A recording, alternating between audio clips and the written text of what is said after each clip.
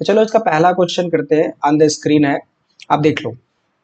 This is the first question. Hope so clearly visible to you. This chapter is the coding decoding. Remember the coding decoding means saying something in the same language will be the output of the same language. मतलब जो India का code अगर 95491 है तो Japan का code क्या होगा, ये क्वेश्चन है कोडिंग डिकोडिंग का। आप सभी का स्वागत है फिर से। आप चलिए करिए क्वेश्चन, एवरीवन पार्टिसिपेट। तो मुझे बता दो एक बार और फिर से, is it clearly visible to you PPT? सबको साफ साफ दिख रहा है ना? हाँ ठीक है।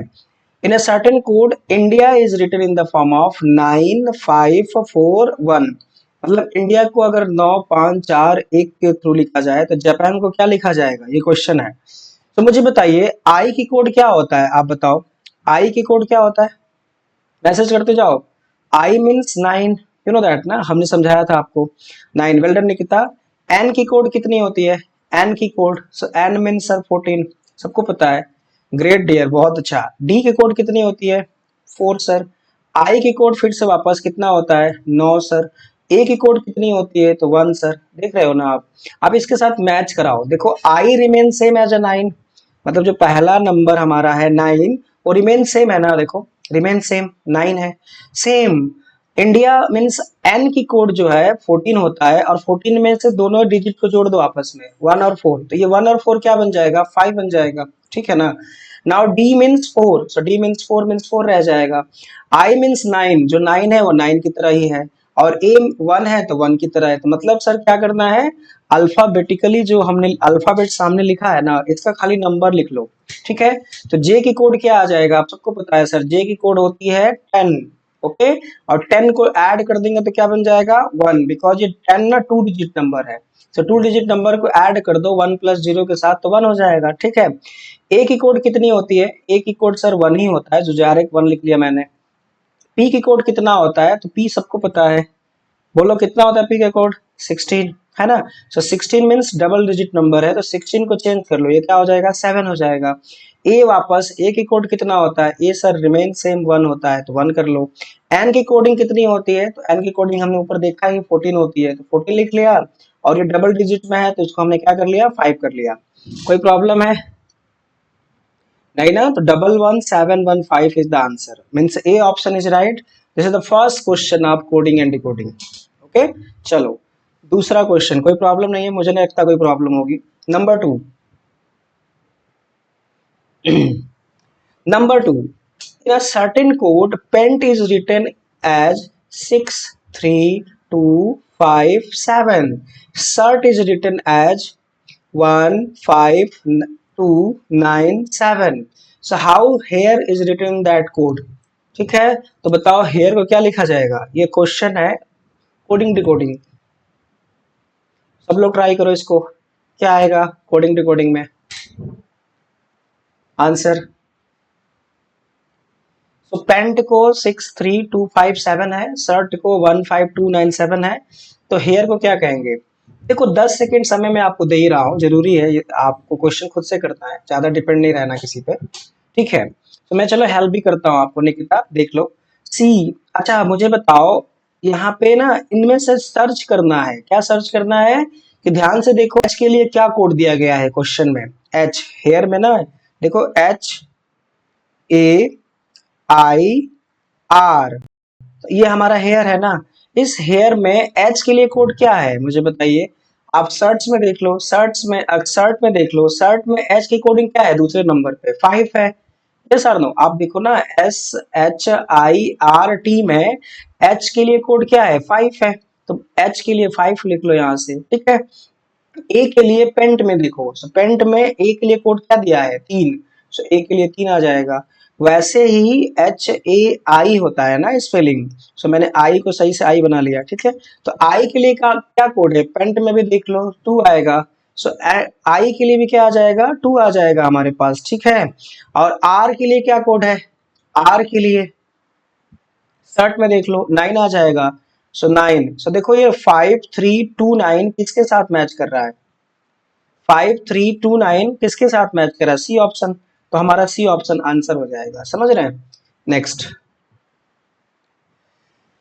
Number 3, In a certain code, forget is written as a D double P H C U. How is doctor written in that code? This is the question. ठीक है, सो फॉरगेट को D double P H C U के रूप में लिखा गया है, तो डॉक्टर को क्या लिखा जाएगा? Everyone please try use copy pen. अच्छा लग रहा है तो लिखते जाओ कॉपी पेन से, एंड करके बताओ।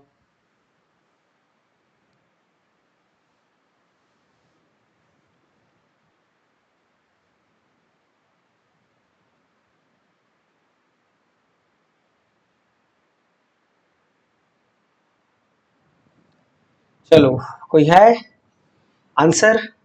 ठीक है, आप देखो। अच्छा, मैं आपसे पूछूं, एफ के बाद हमारा कोड क्या आ रहा है? तो आप कहोगे ना सर एफ के बाद सीधा कोड हमारा क्या आ रहा है? अच्छा देखो, रीजनिंग को करने का ना एक बेसिक तरीका होता है, मंत्रा होता है। वो मंत्रा क्या है? आप ना सीधा सीधा कोड को आमने सामने लिख लो, जैसे FORGET, फॉरगेट हो गया ना। अब फॉरगेट के नीचे ना इसका कोड लिख लो, DPPHC।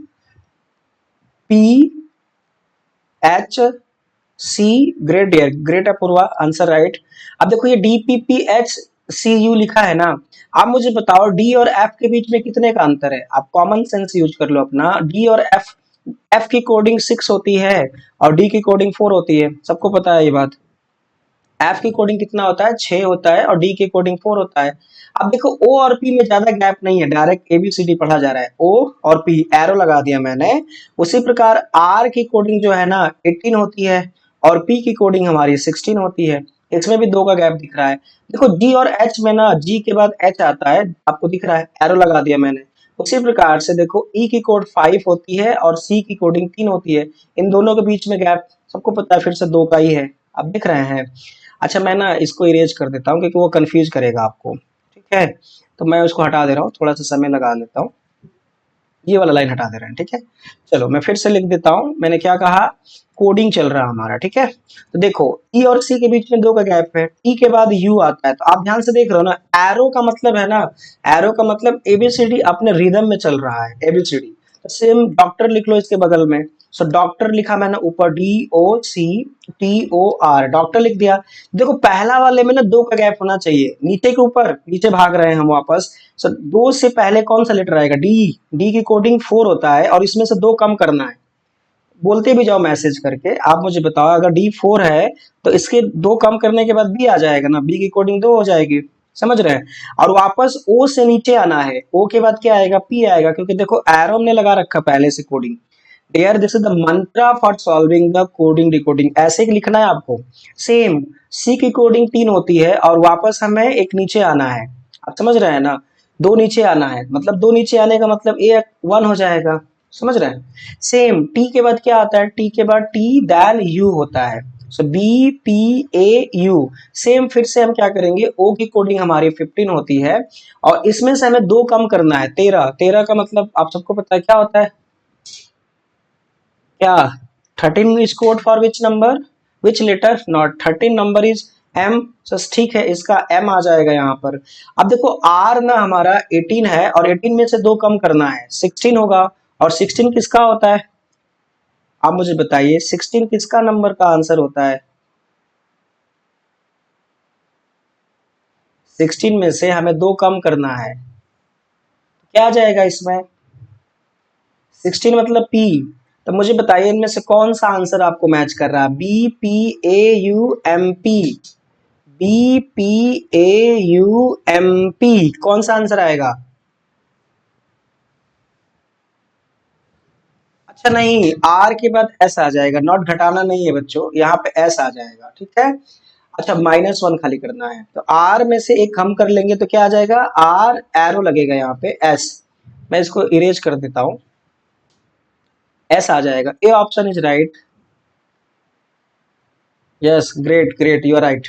Now A answer is right. Drawing कर लेते हैं फिर से, ठीक है। आर के बाद S, so BPAUSM, A option is there, none of this नहीं आएगा, ए आएगा, ठीक है।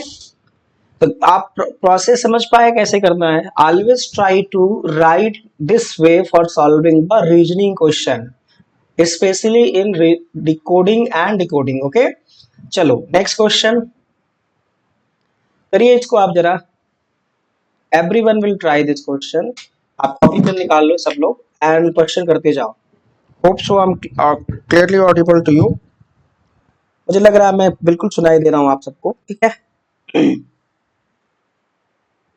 So, in a certain code, monkey is written as a X, D, J, M, N, L. How is tiger written in that code? अच्छा, मैं ना आपको 15 second का समय जरूर दूंगा ताकि आप ट्राई कर लो, क्योंकि क्लास मेरी लाइव पे चल रही है ना, तो आप सब देख लो ध्यान से। So please try.